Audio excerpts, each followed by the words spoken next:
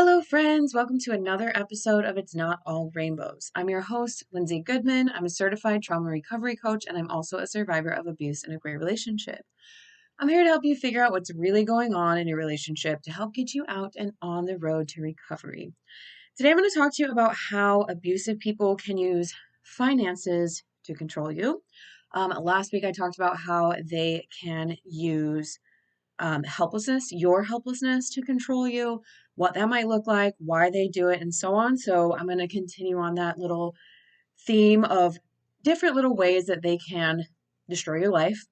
Obviously, it all comes together for a bigger picture, but finances, that's a huge thing. It can be absolutely life destroying, at least temporarily. Before we dive in, I will talk about my struggles and successes. A struggle is that I'm sick. I don't know what's going on. I've just been super nauseous all day today, and um, yeah, I guess I feel a little bit better now. Obviously, I'm here talking to all of you. And I was able to do a quick little interpreting job tonight, but I spent half the day in bed. Don't really know what's going on. Didn't really have any crazy symptoms, but just like yuck. I had to stay home from one of my jobs today, which is my son's school program that he goes to, just because I was like, I'm not feeling it.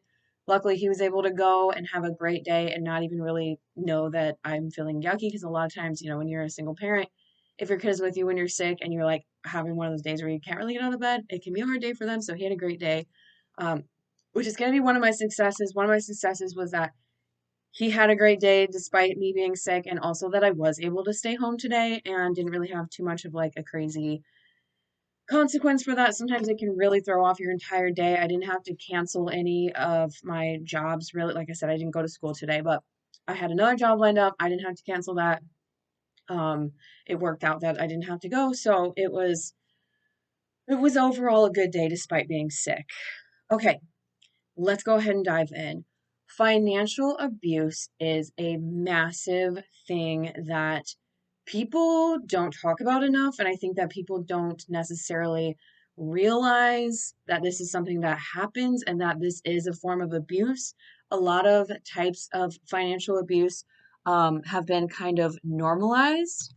Um, and I want to, before I begin, I want to let you know that I actually was very lucky in terms of um, experiencing financial abuse because this was the one um, boundary that I was actually able to maintain throughout the entire quote unquote relationship.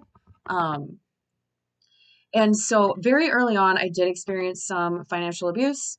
And, but I, of course, didn't know it was abuse, but there were like certain behaviors that I was like, this is really weird. I don't like it. I'm uncomfortable. I've never been in a relationship where someone was doing this or not doing this.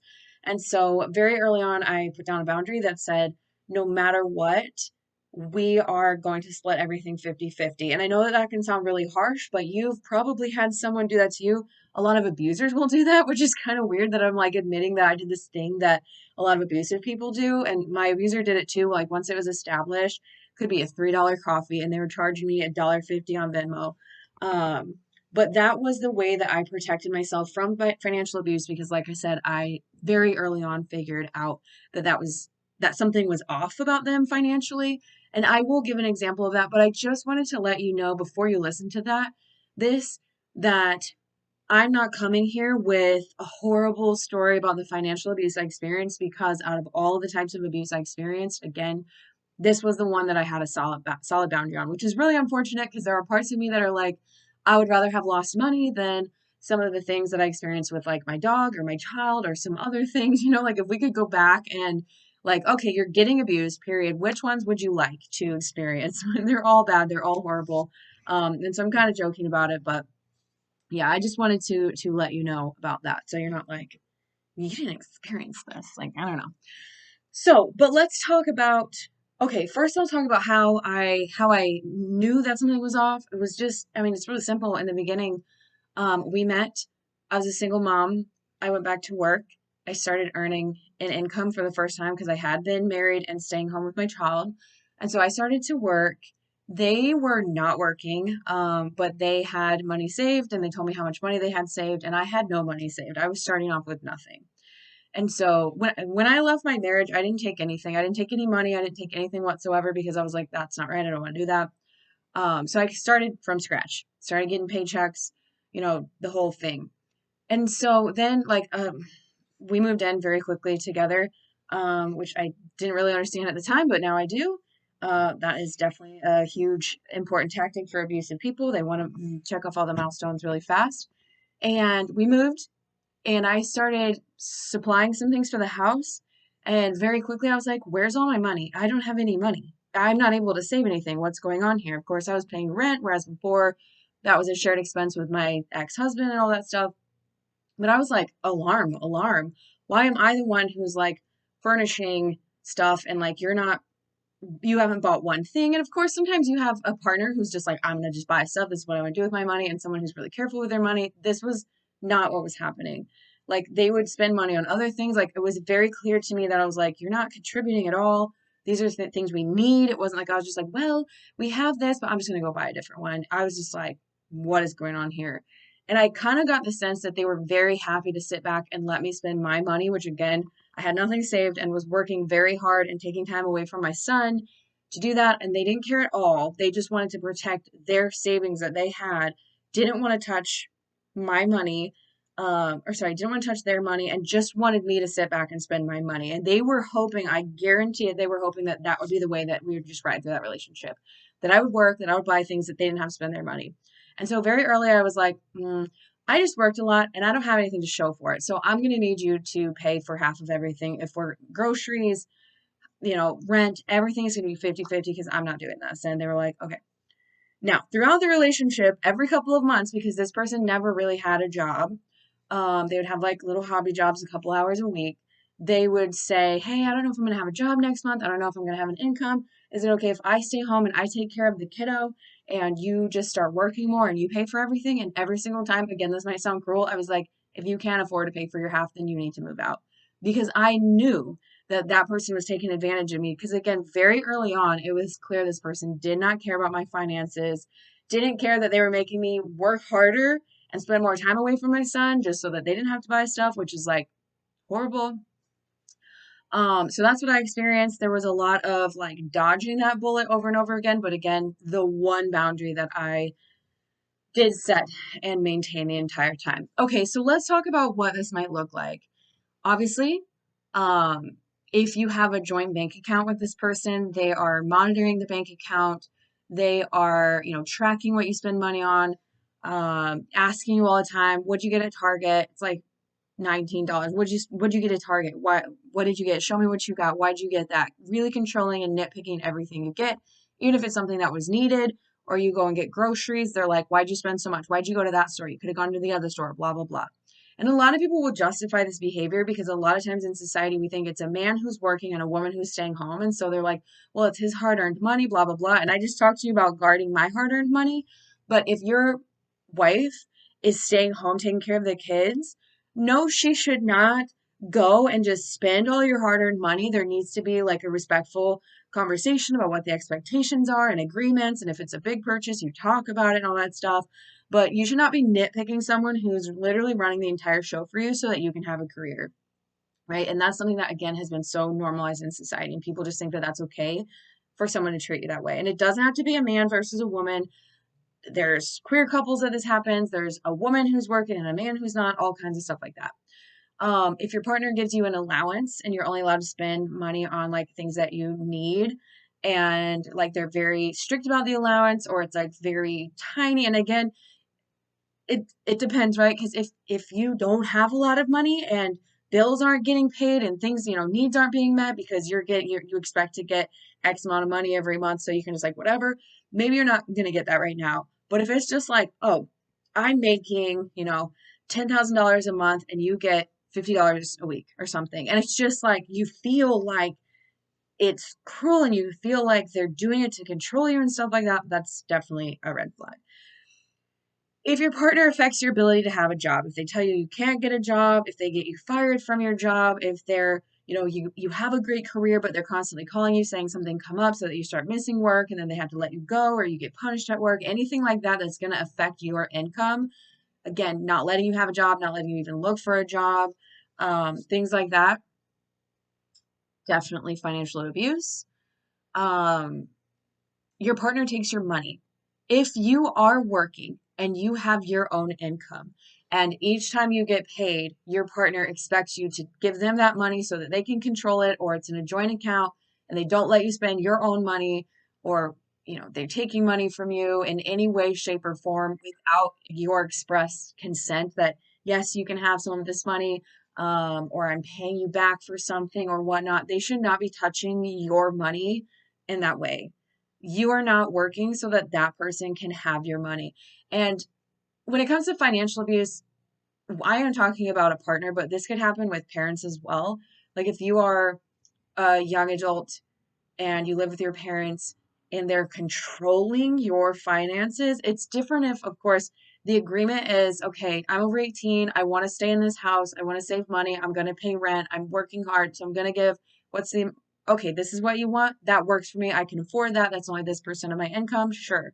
But if your parents are taking your check to go and blow it on whatever, or your parents are controlling your finances in any way that's not helpful and nurturing, like teaching you how finances work and saying, okay, each paycheck, why don't you save this X amount, pay us a little bit of rent money, and this can be your fun money. And you can do whatever you want with that fun money, but this is kind of how we learn how to manage finances and budget and stuff like that. If that's not happening and it's not a healthy conversation and they're just taking your money, that can be considered financial abuse. Those are the examples I have. Here's why this is bad. Obviously, it can completely destroy your life. It can destroy your ability to, I mean, you have no autonomy. You cannot be independent and go look for a new place to live. Obviously, this economy is wild. And a lot of times it's too expensive to go and have your own place anyway, but you could go and find a roommate. You could go and live with a friend and you can afford this or whatever, but now you can't because you have no money because that person's taking all your money, whether you're working or not. Like if you're working, they're taking your money. You can't. If you're not working because they don't let you, you can't get out. There's nothing you can do about it. You're trapped. And essentially, trapping someone trapping someone is physical abuse because you can't, I mean, we're usually when it comes to physical abuse, we're talking like they're physically in that moment trapping you, not allowing you to leave, stuff like that. Which, by the way, I have an entire episode about what is considered physical abuse, and that's really important and you should listen to it. But like technically, I mean, your person, your body is not safe because you're trapped in an area that if you're being financially abused, there's probably other kinds of abuse going on too. So I would argue that every kind of abuse is actually physical abuse because it's messing with your head, it's messing with your body, it's messing with everything about you. Um, so there's that. It can be mentally damaging because you're constantly stressed out about money, you're constantly stressed about where you live or what your options are. You're walking on eggshells. Maybe you do spend something. Maybe you go to Target with your kid and you get them a Hot Wheels car. That's not even $5. And you're scared that you're going to get in trouble for it. You're walking on eggshells. Or you're going into debt. Oh, circle back. If they're using a credit card in your name, or like if you have a shared credit card and they're jacking that up and they're putting you in debt, or they convince you to um, buy a home or get on a lease that's way out of your price range so you can't afford it, you're at risk of getting evicted or having your house repossessed or your car repossessed or something like that. Like maybe, for example, you need a new car and they convince you to buy a car that's way too expensive. You can't afford it. You're just trying to get by making payments. And it's because they want to drive that car and they don't want to use their money for it. But they're out there driving your car, doing all that stuff, making you pay for gas probably. And now you're in debt up to your ears and you can't afford it. Those kinds of things, getting you into financial despair, damaging your credit score, doing things like that is also financial abuse. So again, that can be very mentally damaging. When we have mental damage, we have physical damage. So a lot of times if we're suffering mentally because we're so stressed out about finances and this and that, our physical body is going to suffer too. We can have physical pains, we can have headaches, we can have insomnia, all kinds of things, which I keep saying I'm going to do a whole episode about physical symptoms that come with abuse. If I haven't already, I need to double check. After 100 episodes, I'm starting to forget what I've already talked about. But again, I could probably do content that I did a year or 2 years ago talking about the same thing, and it can look totally different. And one of the things that I always say about like talking about abuse, because I'm like, man, it's been 2 years. I say this all the time, like I could probably be done, right?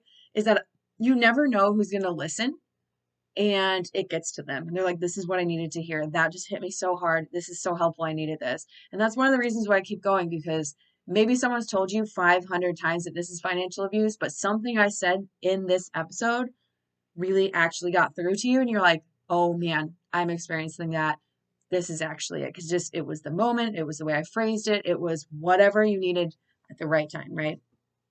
So and yeah, and this can damage you for a very long time. There can be serious repercussions for years to come. If you are, again, in debt up to your ears with credit card debt, even if you make it out, you're swimming in debt and you're having a hard time paying it off. Maybe you weren't allowed to have a job. Now finally you're out and you have a job, but it's minimum wage because you just had to take the first thing that came along. That's all you could get, but you've got $20,000 in debt. The payment is X amount of dollars a month, plus you have your car payment, whatever that looks like, right? It can be sheer chaos. It can be super stressful. There's not a lot of help for that. There's nothing that's like, oh, you were financially abused. Let's see if we can find a grant to help you get rid of this. There's not enough help for domestic violence survivors across the board, let alone financial abuse or housing assistance because you don't have credit because your abuser destroyed your credit, or housing assistance because you don't have money because your abuser controlled your finances for 10 years, or whatever that looks like. We do not have a lot of help for that. So that's all I have for now. Financial abuse is disgusting. All of it's disgusting. I hope this was helpful. I hope you learned something here that maybe you didn't already know for yourself or for someone else. If you have any questions about financial abuse, reach out to me. I can send you some resources. I'm happy to talk about this some more.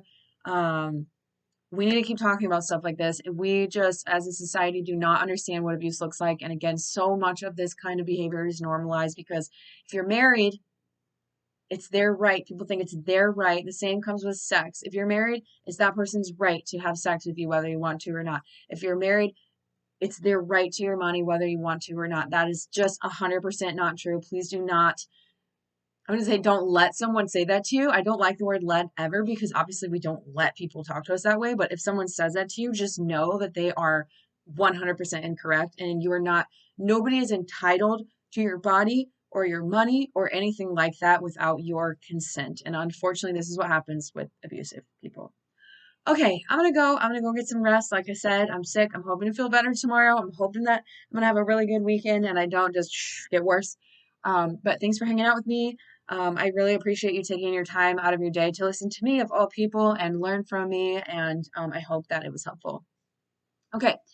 I do offer one-on-one coaching. I'm a certified trauma recovery coach. If there's something that you hear on any of my podcast episodes or anywhere you see on my content online and you're like, you know what, I'm really struggling with that. I want to work through this. Don't hesitate to reach out. You can book at calendly.com/Lindsay Goodman. I do 30 and 60-minute sessions as well as group coaching once a month. I do have, oh, I don't know if this will be, nope, I'm not even going to say it. I was going to say I have one in December because I wasn't sure if people would want to do December, but I'm like, you know what, the holidays can be really rough, so we're going to do it anyway. But this might be after that. So if you're listening to this and it's past, just look out for the January session. It's been really great hanging out with people during that time, and I think really healing for everyone, including myself, because I'm out here healing with all of you and learning from all of you as you learn from me and each other. Okay, go do something nice for yourself and go drink some water. I'll be back next week with more.